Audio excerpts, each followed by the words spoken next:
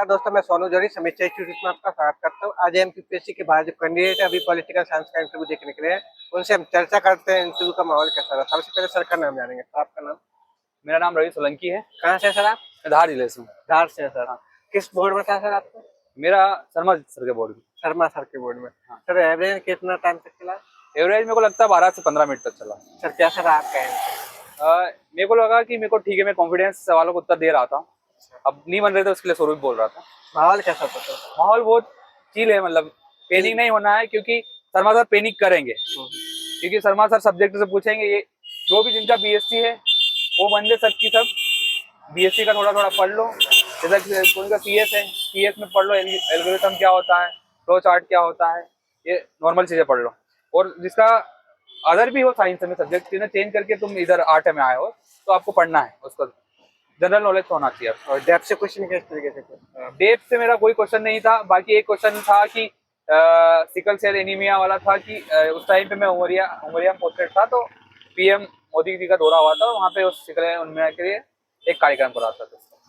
Sir IR से कोई question? IR के क्वेश्चन आईआर से नहीं थे तो हाँ आईआर से बोल सकते। दक्षिण सवाल पूछा था मेरे से एक सर ने। और थिंकर्स में सर? थिंकर्स में दीनदयाल उपाध्याय से पूछा था कि उपाध्याय जी का क्या पूछा? और उपाध्याय जी का जो अवधारणा अंत्योदय वगैरह के दी थी, क्या वर्तमान परिप्रेक्ष्य में मिलता है कहीं पे? करेक्ट करके। और सर संविधान से कोई क्वेश्चन? संविधान से मुझे पूछा था कि राजनीतिक दल और राजकीय दल कैसे बनते हैं, उसको प्रोसेस को। हाँ, कि नेशनल कमीशन जो निर्वाचन आयोग हो कैसा उसको डिसाइड करता है और क्या मापदंड है। हाँ।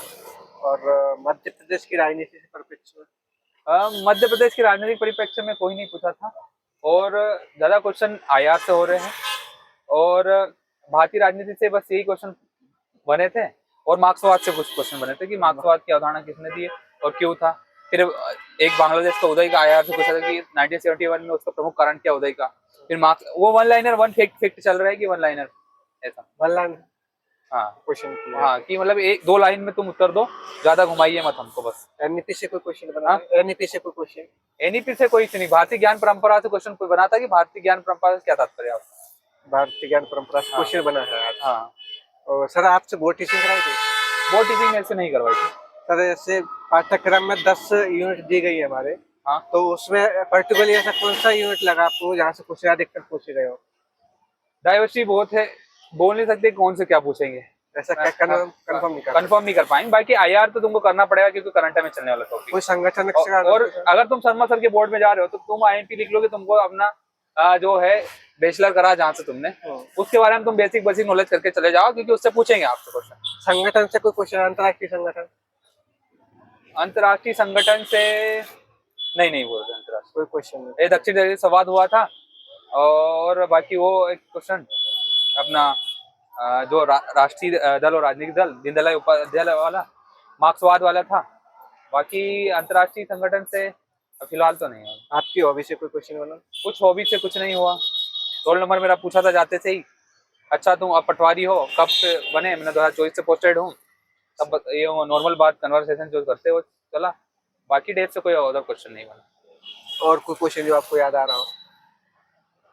फिलहाल तो नहीं है, बस ज्यादातर उन्होंने बीएससी से बहुत सारे क्वेश्चन पूछे। बीएससी से हाँ, बीएससी से पूछे। शर्मा सर ने बीएससी से कहा। फिर सेकंड मेंबर ने आईआर से कुछ मार्क्सवाद वगैरह इसके बारे में पूछा। फिर एक मेंबर ने बांग्लादेश के उदय के बारे में संक्षिप्त से बताया कि क्यों हुआ, किस कारण बांग्लादेश का उदय। हाँ, 1971 में क्या कारण रहा, क्यों उदय हुआ।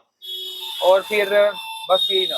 पर वर्तमान करंट का कोई प्रश्न पूछा जो भी चल रहा है मुद्दा अंतरराष्ट्रीय लेवल पे? नहीं कोई भी नहीं है कुछ भी। आने वाले अभ्यर्थियों के लिए कुछ सुझाव देना चाहेंगे? आने वाले अभ्यर्थियों के लिए मैं ये सुझाव दूंगा कि कॉम्पिटेंट रहिए, आराम से तुम जाइए, चिल हो एकदम। जो पढ़ लिया तुमने, सब पढ़ा हुआ तुम्हारा, बस वहां जाके आपको डिलीवर करके आना है। और पूछेंगे तो नहीं बनेगा सॉरी बोल के आना बस। बाकी कुछ नहीं, पैनिक नहीं होना है। शर्मा सर पैनिक करेंगे अगर उनके बोर्ड में आएंगे तो तुमसे सब्जेक्ट पूछेंगे, तय है। क्योंकि तुमने बीएससी से तुम कन्वर्ट होकर आर्ट में आ रहे हो, तो साइंस से आर्ट में जो कन्वर्ट होने उनसे पूछेंगे और देखेंगे कि इनमें कॉम्पिटेंस है कि नहीं, तो वो चेक करेंगे। बाकी कुछ।